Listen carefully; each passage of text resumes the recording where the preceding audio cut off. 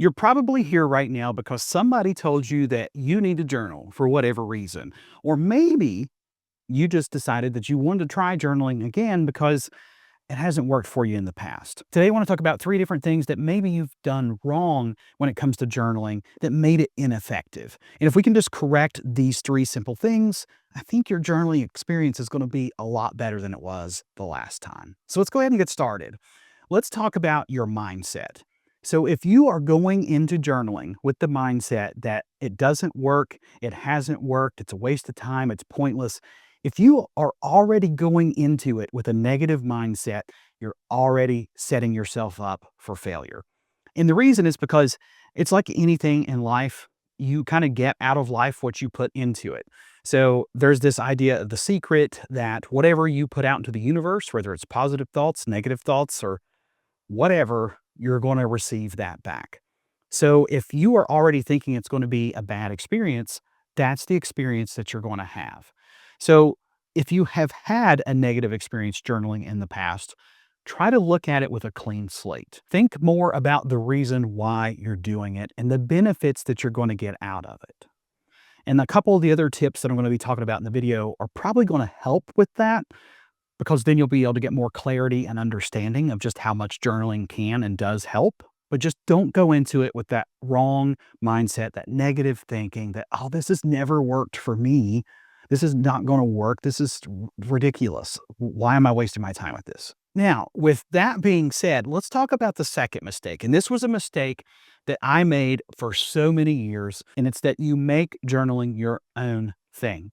So you can watch hundreds of videos online. You can talk to hundreds of people in real life about the right ways to journal, all these different journaling techniques. You can talk about notebooks and papers and pens, but none of that stuff matters until you find out what works for you. Do you prefer writing with a pen or a pencil? Do you prefer journaling digitally versus analog? I personally love writing in a notebook, but there's a lot of people out there, maybe you, that doesn't necessarily want to do this. Maybe you have an issue where you can't write very well. Maybe you have arthritis. There's a variety of different things here. So when you find that system that works for you, that makes it more fun and it makes it more engaging. When you actually want to pick up your notebook or log into your app or however you want to record your thoughts, it's going to be a lot easier for you to do that. And the other mistake I see a lot of people make is just the thought that you have to journal every single day. That's completely bogus.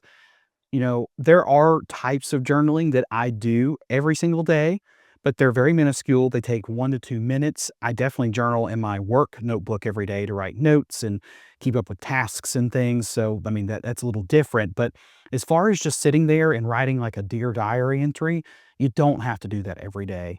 I only write in my journals when I feel compelled to. You might go days or even weeks sometimes without needing to write in your journal. And if that's the case, that's okay. But when you feel that need and you want to pick up that notebook or log onto your computer, you can do that. So just don't fall into the trap that you have to journal like everybody else tells you. Explore different ways of journaling and find the ones that you most enjoy and that work the best, and then implement those into your own system. And I can promise you that's going to change your experience. Now, the last little tidbit here is something that I think we often overlook because a lot of people ask me, what's the point of writing my thoughts down on a piece of paper? I mean, they're already in my head. I'm already thinking about them. Why do I want to write them down? And my answer to that is the third reason, and that is so that you can go back and review. So your brain, think about it this way. Your brain is a great thinking machine. It's great at processing information, but it's not so great at storing information. So when you have excess thoughts in your head or thoughts that you can't get out or you just can't seem to process, when we write those down, we're getting them out of our mind and getting them onto a piece of paper. What I like to do is maybe a day later, a couple days later, or more specifically with my system, at the end of each week, I read through all the entries that I did for that week. And I get a little bit of an understanding of where I was. The other thing I like about that is not only am I getting to review the past week, but I do smaller journals. So I do about 6 months at a time. So it's very easy for me to take a quick look at the last 6 months of my life. And then I just archive all these in a chronological order.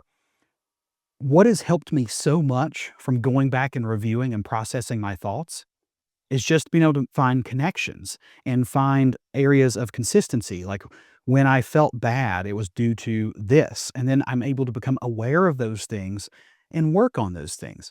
It's also really great for therapy. So when I go to my therapy sessions, I take my notebook with me every single time. Sometimes I've written down bullet points that I'd like to talk about. Other times I just have it there as a quick reference in case I forget something, because it's very easy to get to one of these sessions and completely blank out.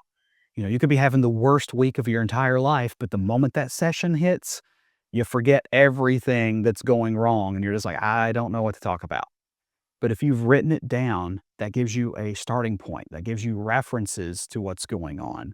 So if you've ever really wanted to understand yourself, make sure that after you write your stuff down, you're not just writing it just to be there, just set it and forget it.